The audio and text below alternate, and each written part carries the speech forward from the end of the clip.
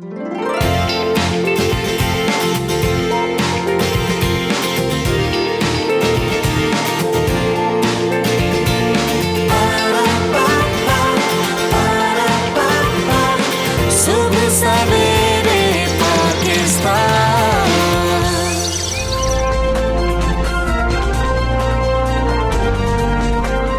Back. और सुबह सवेरे पाकिस्तान में एक नए दिन का आगाज़ हो रहा है और आप दोबारा हमसे मिल रहे हैं। सो खुश आमदीद, सुबह बखैर। मैं फरा और मैं हमजा। सुबह सवेरे पाकिस्तान में आपको खुश आमदीद कहेंगे। और हम अभी इंजॉय कर रहे थे बड़ा एक गुफ्तगू को। बस हम उसी के अंदर इतने ज़्यादा ना मगन हो गए थे कि वो गुफ्तगू ये है, मुझे फरा बता रही थी कि एक एक्सरसाइज है जिनको हम कार्डियो कहते हैं, मतलब कई एक्सरसाइजेज हैं उसके अंदर। कुछ भी ऐसा जिससे कि आपके दिल की रफ्तार बढ़े, यानी कि वो कल तक हम कहते थे ना कि नहीं जी स्ट्रेंथ ट्रेनिंग बड़ी ज़रूरी है, उसके अपने फ़ायदे।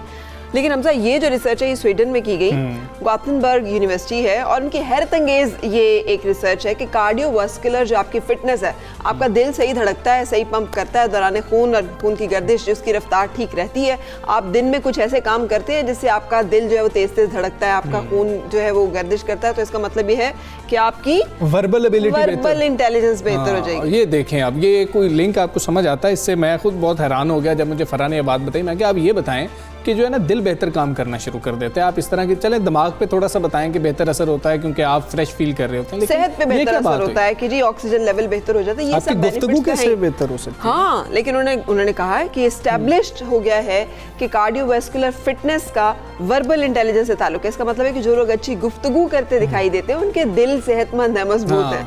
कमजोर दिल के या गैर सेहतमंद दिल के लोग जो है उनकी गुफ्तगू हो सकता है कि उसमें उतनी आपको जाज़बियत, उतनी दिलकशी, उतनी कॉन्फिडेंस नजर ना आए, बिल्कुल कॉन्फिडेंस ही शायद नजर ना आए। तो अब मैंने फिर फरा से पूछा कि अब हम क्या करें, बर्पीज करते रहें, स्क्वाट्स करते रहें, क्या करें इसके लिए? तो मैंने जवाब दिया कि कल तक जो कहते थे ना कि घर की काम करने से कुछ नहीं होता, तो सब चीजों से फर्क पड़ता है। आप चले फिरे ज्यादा, और दिन में आपने ये देखना है कि कितनी दफा आपका दिल तेज तेज धड़का है, भले वो किसी को देख के धड़का है या भले वो भी तो दिल तेज धड़कता ही है ना, उसमें भी तो वो पंप अप होता ही, स्पीड करता ही है। और या फिर वो कोई काम करने से, कोई एक्सरसाइज करने से। और मुझे लगता है कि जो घर के काम है ना, यकीन करें स्क्वाट से और बर्पीज से बहुत ज़्यादा आसान होते हैं। जब हम वो करना शुरू करते हैं हमें लगता है मुशक्कत कर रहे हैं। चलें, खैर अच्छी बात है कि अगर हमारी वर्बल एबिलिटी जो है या इंटेलिजेंस बेहतर हो सकती है इससे, तो हमें इसका ख्याल करें। अच्छा हमसा, मुझे लगता है इसका, हम लोग बचपन में बहुत ज़्यादा फिजिकल हुआ करते थे, भागते थे, दौड़ते थे, वो बच्चे ज़्यादा कम्युनिकेट भी करते थे, खुशबाश भी रहते थे, और उनकी वर्बल इंटेलिजेंस भी अच्छी थी। आजकल के बच्चे जो कि इतनी कार्डियक एक्सरसाइजेस नहीं, यानी भाग दौड़ नहीं है उनकी, ये है खामोशी से बस। तो उनकी कम्युनिकेशन कमजोर है, उनकी वर्बल इंटेलिजेंस कमजोर है।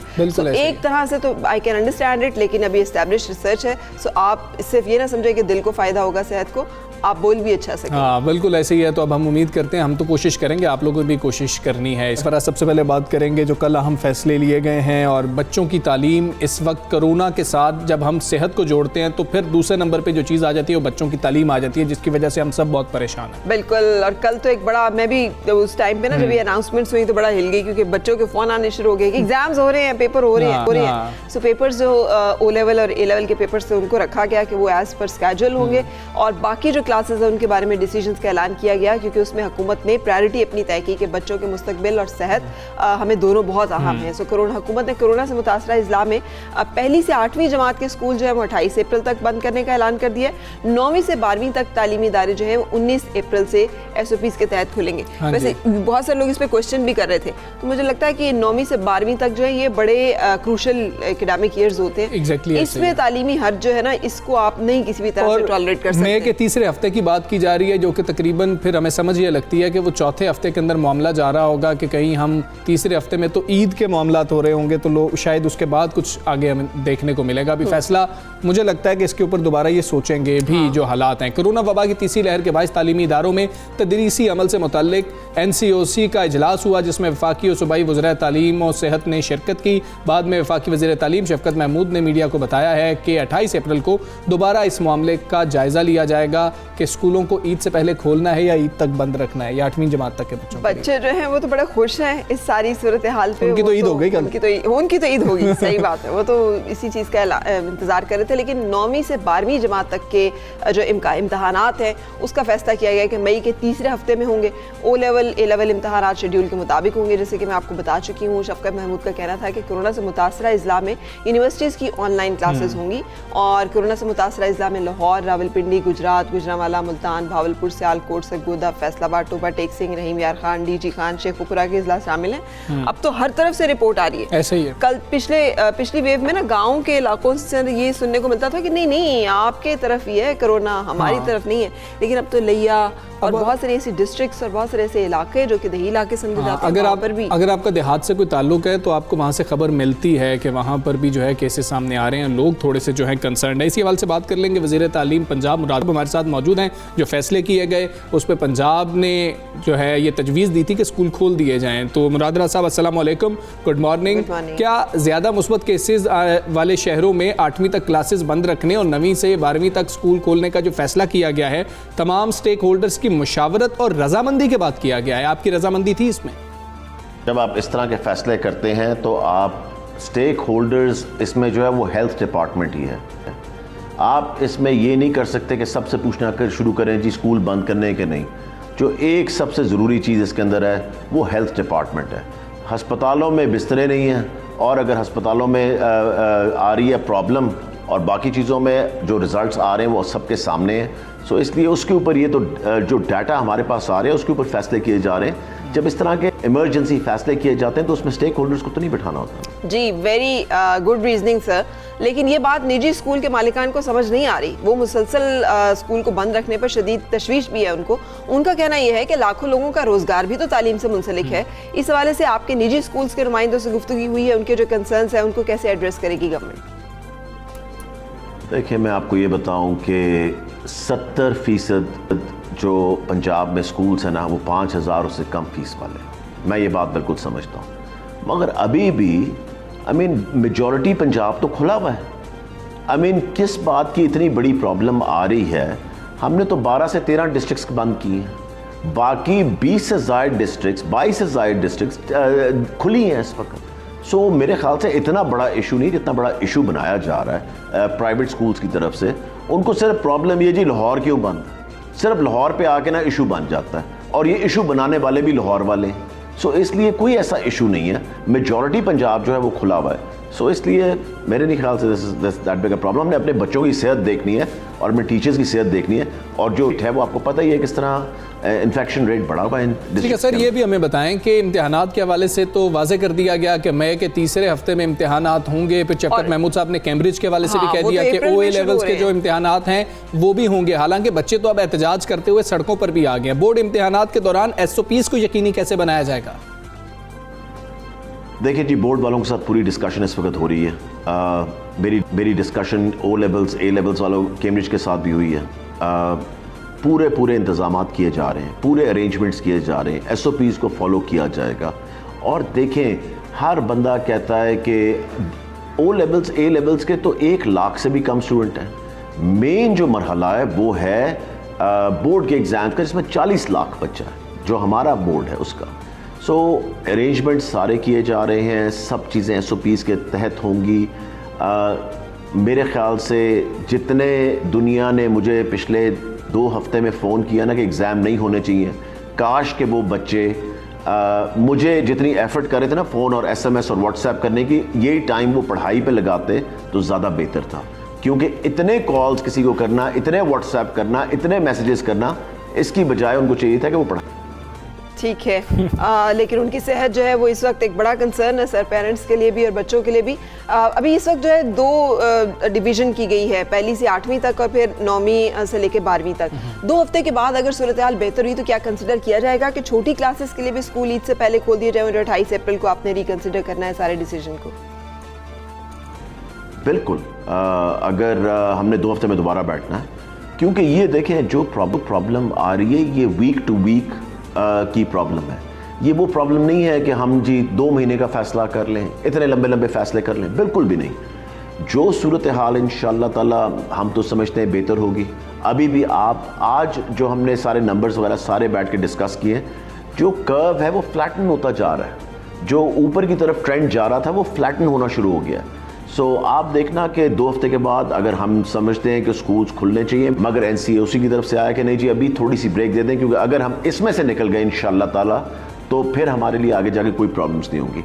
सो तभी हमने फैसला किया, और अगर 2 हफ्ते के अंदर सिचुएशन बेहतर नजर आती है बिल्कुल स्कूल पहले खुल जाएंगे ईद से, बिल्कुल ठीक है। सर एक और मामला ये है कि एक तो बच्चे इसलिए शायद आपको मैसेजेस या फ़ोन कॉल्स कर रहे हैं कि वो ये कहना चाह रहे होंगे कि हम उस तरह से पढ़ाई नहीं कर पाए, और दूसरा जब तक डेडलाइन ना बच्चे के पास हो बच्चा उस तरीके से पेपर की तैयारी भी नहीं कर पाता। तो लेवल ने तो कब से डेडलाइन दी हुई थी, लेकिन उनको ये इतराज था कि जोन 4 के तमाम स्कूल्स जो एरिया हैं उन्होंने कैंसिल कर दिया। तो हमारे यहाँ पर भी तो एक तजब्जुब था ना, एक पता ही नहीं था, गैर यकीनी की सूरत हाल थी। लेकिन एक और चीज़ जो अहम है, अगर स्कूल खोले जाते हैं तो असातिज़ा और तलबा की वैक्सीनेशन के लिए क्या किया जाएगा? चले 18 साल से छोटे बच्चों को तो हम नहीं लगा सकते हैं, लेकिन खुसूसी तौर पे असातिज़ा के लिए जो है, ताकि तालीमी सरगर्मियाँ खुली रहें, उनको वैक्सीनेट कर दिया जाए। बात डॉक्टर्स के साथ भी, एनसीओसी के साथ भी, सबके साथ डिस्कस हुई है कि टीचर्स को वैक्सीनेशन की प्रायोरिटी दी जाए, और मैं समझता हूँ बिल्कुल देनी चाहिए। केपीके ने भी कहा कि उनका भी यही इस पे मौक़िफ़ था बिल्कुल, और बाकी सब सूबों का यही मौक़िफ़ था कि टीचर्स को प्रायोरिटी दी जाए, ताकि हम अपना जो सिस्टम है उसको रेगुलेट कर सकें और इस सिस्टम को आगे सही तरह जल्दी से जल्द नॉर्मेलिटी पे ला सकें। जितनी जल्दी ये नॉर्मल पे आएगा, ये पूरा जो एक इतने अरसे से, अब आप देख लें पिछले 1 साल में मेजॉरिटी जो टाइम है वो बच्चों ने गुजारा है घर पे। सो हम तो चाह रहे हैं कि जितनी से जल्दी ये नॉर्मेलिटी पे आए ये सारी सिचुएशन, ताकि जो लर्निंग लॉसेस हो चुके हुए हैं उनको रिकवर करना बहुत मुश्किल हो जाएगा। और दूसरी चीज़, इसके अलावा जो प्राइवेट स्कूल, छोटे प्राइवेट स्कूल ओनर्स हैं, बहुत सारे स्कूल बंद हो चुके हैं और बहुत सारे स्कूल्स बंद होने की तरफ चले जाएंगे। सो इसलिए इन सब चीज़ों को हमने साइड बाय साइड देखना है कि लर्निंग लॉसेस, प्राइवेट स्कूल्स, सबकी सेहत, सबसे ज़रूरी चीज़ जो है वो बच्चों की और उनकी फैमिलीज़ की सेहत, इन सब चीज़ों को साइमल्टेनियसली देखना पड़ रहा है। बिल्कुल सही सर, लेकिन आईन पाकिस्तान के रूह से 5 साल तक की उम्र के बच्चों के प्राइमरी एजुकेशन जो है ये गवर्नमेंट ऑफ पाकिस्तान की रिस्पांसिबिलिटी है, लेकिन ये रिस्पांसिबिलिटी गवर्नमेंट नहीं पूरी करती, जिसकी वजह से प्राइवेट स्कूल जो हैं वो भी मुतालबात कर रहे हैं। जहाँ स्कूल मालिकान मुतासिर हो रहे हैं, वालिदैन भी तो मुतासिर हो रहे हैं, यानी उन्हें बाकायदगी से फीस देनी पड़ती है, भले स्कूल बंद हो, भले क्लासेस हो रही हो ना हो। बल्कि अब तो बहुत सारे स्कूल जब ये कह रहे हैं कि वो जो 20% रेज होता है वो रेज भी लगाएंगे, फीस में इजाफा भी करेंगे। तो क्या वालिदैन को भी कोई रिलीफ दिया जाएगा कि अगर उनकी आमदन कम हुई है, उनकी नौकरी गई है, उनके 2-4 बच्चे हैं और उन्होंने उनको पढ़ाना भी है, तो वहाँ भी लर्निंग लॉसेस ना हो, उनको भी रिलीफ दिया जाए कि वो पैसे जो हैं उसमें डिस्काउंट, जो पंजाब ने पिछले साल फीसों में 20% रियायत दी थी, इस दफ़ा भी कोई ऐसी तजवीज़ देर गौर होगी? इसमें मैं आपको ये बताऊं कि आप देखेंगे पहले 6 महीने हमने फीसों को कम कर दिया था, पेरेंट्स को रिलीफ दिया था 20% का। उसके बाद ये हुआ कि पेरेंट्स ने फ़ीस देनी बंद कर दी, तो स्कूल बंद होने शुरू हो गए। ठीक है, स्कूलों ने भी, जो प्राइवेट स्कूल्स हैं उन्होंने भी तो अपने टीचर्स को तनख्वाहें देनी है, उनकी भी तो फैमिलीज़ हैं आगे। सो जहाँ हमने उनको रिलीफ दिया, पहले पेरेंट्स को रिलीफ दिया, अब हमें ज़रा स्कूल्स को रिलीफ भी देना चाहिए। मैं तो रिक्वेस्ट करूँगा अपने जितने भी पेरेंट्स हैं कि ज़रूर बच्चों की फ़ीसें जमा करवाएं, क्योंकि उन स्कूलों ने भी तो अपने टीचर्स को तनख्वाहें देनी हैं। सो इसलिए हमें एक बैलेंस के साथ चलना पड़ेगा। हम ये नहीं कर सकते कि सिर्फ जी एक साइड को रिलीफ दे दिया जाए, दूसरी साइड को ना दिया जाए। मेरे ख्याल से एक बैलेंस से चलना पड़ता है जिसमें दोनों साइड्स को रिलीफ मिले। ठीक है, एक बैलेंस से चलना पड़ेगा। मुराद राज साहब, बहुत शुक्रिया आपका, सुबह सवेरे पाकिस्तान का आप हिस्सा बने, और ये बैलेंस गवर्नमेंट ही मेंटेन कर सकती है कि उधर भी जो पेरेंट्स हैं जो तंग हो रहे हैं, फीस नहीं दे पा रहे हैं, उनको भी कुछ जो है इस पर सब्सिडी ही कहा जाए कि कुछ तो फ़ायदा दे दिया जाए, कुछ रिलीफ दे दिया जाए। और यही प्राइवेट स्कूल जो हैं जिनकी तादाद भी बहुत कम है, उनकी फ़ीस भी कई ऐसे स्कूल्स हैं बहुत कम होती है, उनको भी गवर्नमेंट ही रिलीफ दे। और फिर हमें कहते हैं कि आप कंपेयर ना करें, वो कहते थे जी गवर्नमेंट के स्कूल्स हैं वहाँ पे कोविड की पहली लहर के दौरान और मुसलसल इंटरनेशनली जो पूरी दुनिया में स्कूल्स हैं उन्होंने रिलीफ दिए पेरेंट्स को, क्या आप फीस ना जमा कराएं, आप उसकी टेंशन और स्ट्रेस ना लें। और ये गवर्नमेंट के रिलीफ पैकेजेस में शामिल था कि फीसेस जो है वो भी नहीं उस तरह से ली जाएंगी। लेकिन इस वक्त चूंकि हर स्टेक होल्डर के अपने अपने कंसर्न्स हैं इस हवाले से, हवाले से हम आपको बता रहे हैं कि प्राइवेट स्कूल्स के बहुत इस पे इतराज़ात हैं, उनके बहुत सारे तहफ़्फ़ुज़ात हैं। उनके हवाले से हम बातचीत करेंगे। सर्विंग स्कूल अलाइंसेस के सदर मियाँ रिज़ा उर रहमान हमारे साथ मौजूद हैं। अस्सलाम वालेकुम, गुड मॉर्निंग। Good morning. बहुत शुक्रिया आपने हमें ज्वाइन किया और तशरीफ़ लाए। बताइएगा सर कि ये जो फैसला किया गया है स्कूल्स बंद करने का, इसमें आपकी मुशावरत, आपकी रज़ा शामिल है? इसमें पहले तो मैं यही अर्ज़ करना चाहूँगा कि जैसे वो फरमा रहे थे कि स्टेक होल्डर को हम नहीं पूछते हैं, पहले नहीं पूछते थे, लेकिन पीछे 1 फरवरी को मेरी वज़ीर-ए-आज़म पाकिस्तान से पर्सनली टेलीफोनिकली कॉल हुई और उसके बाद फिर मैंने उनको तमाम गुजारिशात पेश की अपनी कि हमें स्टेक होल्डर को कंसिडर नहीं किया जाता, हमारी बात को वेटेज नहीं दी जाती।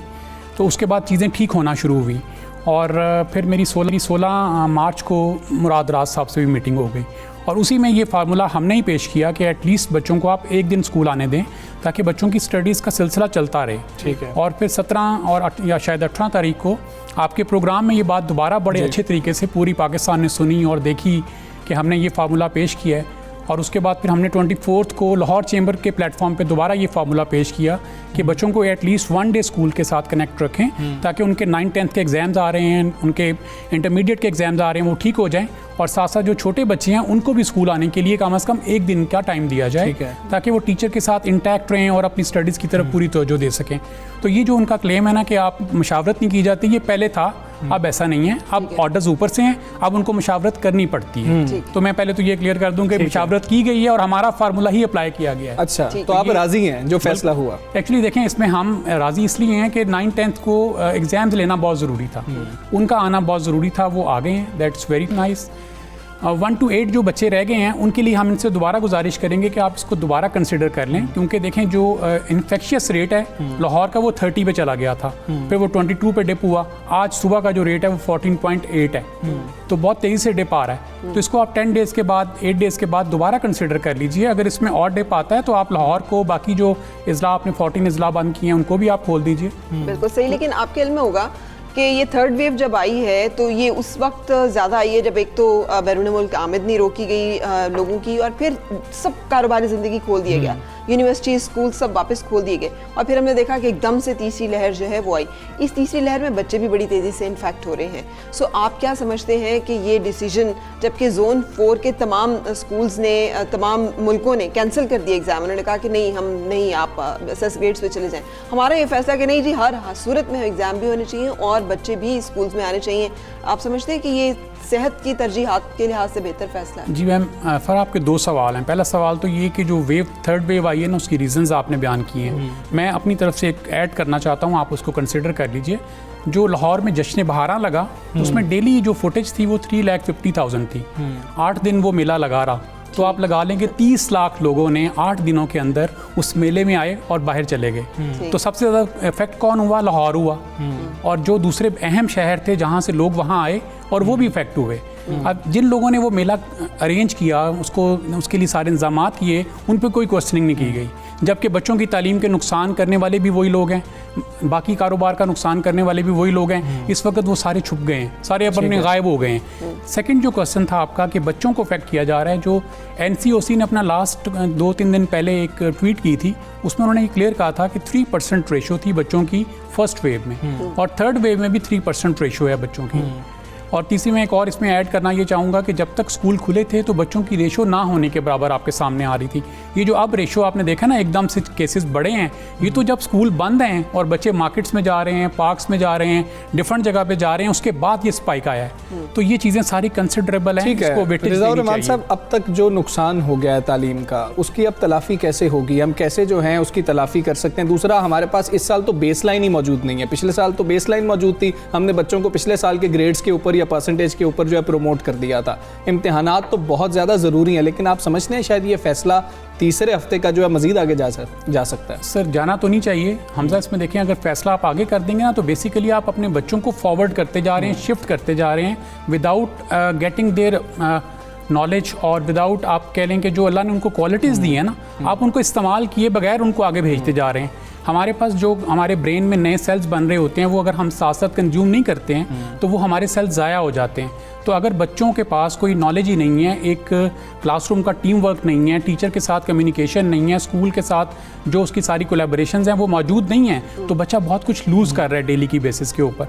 तो अगर आप ये सारा टाइम बच्चों का ज़ाया कर देंगे और आप बाद में कंसिडर करें कि बच्चा हमें वही आउटपुट दे जो वो बच्चे बनिस्बत दूसरे उन बच्चों के जिन्होंने पूरा साल स्कूलिंग की हुई है, तो वो मुमकिन नहीं होगा। तो इस पे हमें अपना बड़ा केयरफुल रहना चाहिए, कॉन्शियस रहना चाहिए। सिर्फ हेल्थ वाले लोगों की ज़रूरत नहीं है इसके अंदर, इसमें जो बच्चों की ह्यूमन इंजीनियरिंग करते हैं ना, उनकी भी बड़ी वैल्यू है, उनकी भी बड़ी इंपॉर्टेंस है और उनको भी कंसिडर करना चाहिए। मुझे बड़ा एतराज़ है कि मुराद राज साहब ने जो अल्फाज इस्तेमाल किए हैं इनको ये नहीं करने चाहिए। चलो एक और बात उन्होंने की है वो हम आपसे पूछेंगे, बच्चे उनको क्यों मैसेज करते हैं, उनको क्यों कॉल्स करते हैं? क्या हमारे बच्चे इतने नालायक हैं कि वो एग्जाम्स खुद से नहीं देना चाहते? हमारे बच्चे परेशान हैं, उनको भी ज़हनी तनाव है इसकी वजह से, वो स्कूल नहीं जा सके, वो तैयारी नहीं कर सके, उनको भी अपनी सेहत मुकद्दम है। वो भी देखते हैं कि हम जाएंगे वहाँ पर SOPs कैसे होंगे, बड़े बड़े हॉल्स होंगे, गर्मी इंतहा की होगी।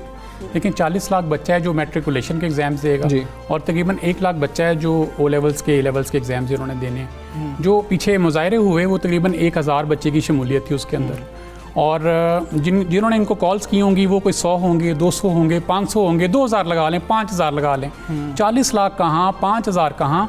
ये बच्चे कौन है जो इनको कॉल कर रहे हैं? ये बच्चे वो हैं जिन्होंने पढ़ा नहीं है।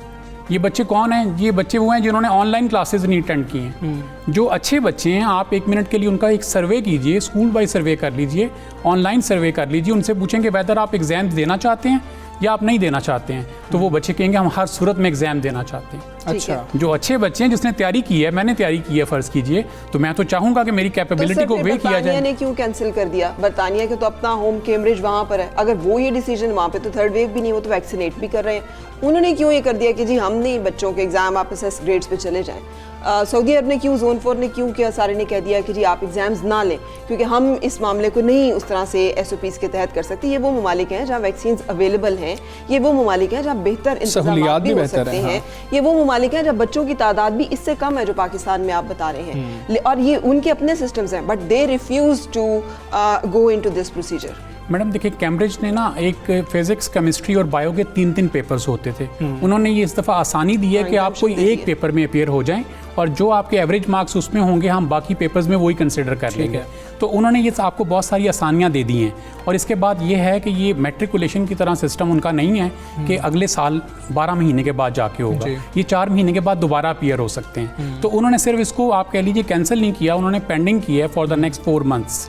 वो इसको अगस्त में या सितंबर में दोबारा इसको ऑर्गेनाइज कर लेंगे। आप लोगों से जानना चाह रही थी कि इसकी वजह के इसका रीजनिंग कि हमने इंसिस्ट किया है कि एग्जाम्स होने ही होने चाहिए। हमें नहीं लगता कि हम अपने बच्चों की असेसमेंट खुद ज़्यादा अच्छी कर सकते हैं, हम भी पेंडिंग हम पे प्रेशर आता है, कोई तो वजह है जिसकी वजह से अवॉइड कर रहे हैं सब लोग इस डिसीजन को, जो कि पूरी दुनिया ने। मैडम ऐसे बहुत कम लोग हैं जो अवॉइड कर रहे हैं। हमारे खित्ते में अगर आप देखें ना तो सिर्फ इंडिया ने इसको किया है, कैंसिल किया है, अदरवाइज किसी और ने नहीं किया। मलेशिया है या आप बांग्लादेश लगा लें या जो जितने सिंगापुर है, बाकी जो आसपास की कंट्रीज़ हैं उन्होंने नहीं किया। इंडिया ने क्यों किया? क्योंकि देखें इस वक्त वर्ल्ड में हाईएस्ट रेट ऑफ इन्फेक्शियस जो है वो इंडिया में है। डेली वहाँ पे तकरीबन मेरा हाल 40 से 45 हज़ार केसेस आ रहे हैं। नहीं, अब तो 1 लाख का चले गए। तो आप देखें वहाँ पे इस रीज़न की वजह से किया गया, अदरवाइज़ नहीं किया गया। और देखें जो भी पेरेंट है या कोई भी है, अगर आज फ़र्ज़ करें मैं आपसे यहाँ बात कर रहा हूँ तो ये मेरा इम्तिहान है, ये मेरा टेस्ट है। जब तक मैं टेस्ट नहीं दूंगा, मैं उसमें अपीयर नहीं होऊंगा, तो मैं कैसे अपनी क्वालिटी को जज करूंगा? देखते हैं कि हुकूमत की जानिब से भी जो फैसले किए जा रहे हैं और बच्चों की सेहत के हवाले से पेरेंट्स भी बहुत ज़्यादा परेशान है। बेहतर फैसले किए जाएँ और हमारे बच्चे जो हैं वो तालीम के साथ भी महफूज रहें, और तालीम के बगैर अगर महफूज रहना पहले है तो महफूज पहले रहें। मियां रिज़ा और रहमान साहब, बहुत शुक्रिया आपका, सवेरे पाकिस्तान का आप हिस्सा बने। अभी एक ब्रेक ले लेते हैं। बिल्कुल, स्टे विद अस।